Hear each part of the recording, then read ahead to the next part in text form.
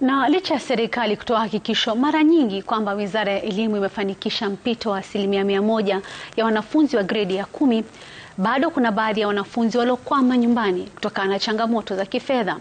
Uchunguzi wa runinga ya Citizen unaonyesha kuwa hata wanafunzi waliokwenda shuleni kufuatia agizo la Rais la kusajiliwa bila hata karo sasa hawawezi kurudi baada ya mapumziko ya katikati ya muhula.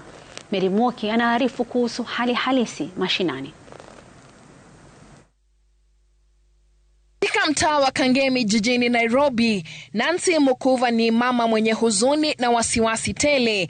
Tunapofika kwake, tunawakuta wanafunzi wasichana watatu walio na nyuso zilizojaa masikitiko. Vivian Rose Ondeche ambaye ndiye mdogo kwa wote watatu alipata alama 61 katika gredi ya 9 na kujitwalia nafasi ya kujiunga na shule ya sekondari ya juu, ila kufikia sasa angali nyumbani. Hatujafaulu kumpeleka shuleni kwa sababu ya school fees. Tumejaribu kutafuta njia tofauti vile tunaweza mpeleka shule lakini imeshindikana. Kama kuna mtu anaweza ingililia atusaidie tuende shule, I'll be much grateful. Nancy ana hofu kwamba kila uchao ndoto za watoto wake zinazidi kufifia. Dada zake Vivian ambao ni wanafunzi wa kidato cha 3 wamekuwa nyumbani kwa mihula miwili sasa.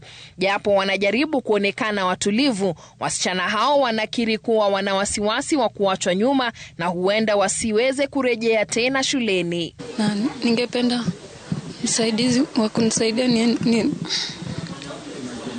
niende shule, nimalizie masomo yangu.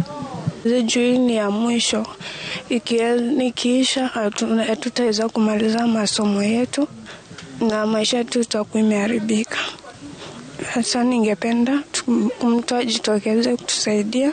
Katika kaunti ya Kisii, Helen Nyangara, mwanafunzi mwingine wa gredi ya 10, hakurejea shuleni baada ya mapumziko ya katikati ya muhula. Awali alikuwa ameripoti shuleni kufuatia agizo la Rais lililowataka wakuu wa shule kuwapokea wanafunzi bila kujali hali yao ya kifedha. Sijalipa bado, na zingine bado sijanunua.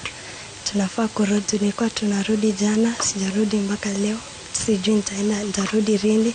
Licha ya Wizara ya Elimu kusisitiza mara kwa mara kwamba mpito wa 100% umefanikiwa, visa vya wanafunzi hawa vinaibua maswali mazito kuhusu pengo lililopo kati ya sera na utekelezaji wake. Kwa sasa, ahadi ya mpito wa 100% imesalia kuwa takwimu tu za usajili.